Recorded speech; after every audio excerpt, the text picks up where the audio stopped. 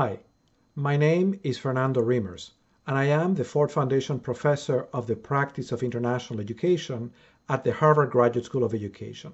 And I want to invite you to join me in celebrating International Education Week at the Ed School on Monday, November 16th at 9:30 in the morning, Boston time. International Education Week has been celebrated since the year 2000 as a joint effort of the U.S. Department of Education and the U.S. Department of State as a way to recognize the significance and the value and the benefit of international education and exchange. To me, international education is one of the ways in which we can cultivate global citizenship, the awareness, the understanding of the many shared interests that we have with our fellow humans around the world, and the capacities to collaborate effectively in advancing global well-being, inclusion, peace, and sustainability. It was Terence, the Roman playwright, who 20 centuries ago said that to be human is to live so that nothing human is foreign to us. And that remains, in my view, a wonderful synthesis of what it means to be a global citizen.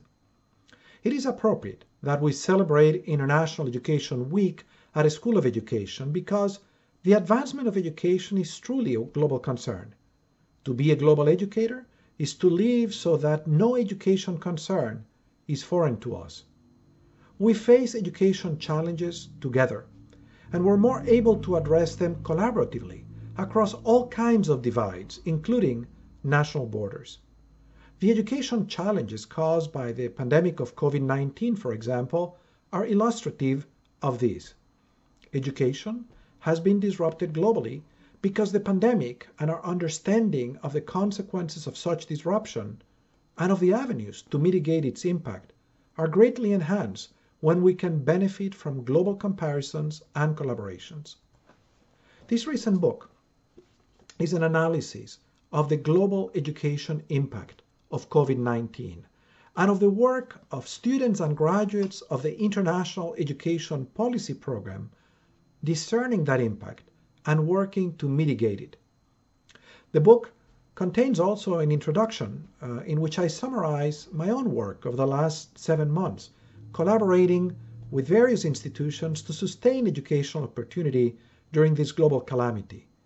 And I also present a history of the many international engagements of the Graduate School of Education, beginning with the time when the faculty of the school created in 1962 the very first comprehensive high school in Nigeria, shortly after independence in that nation.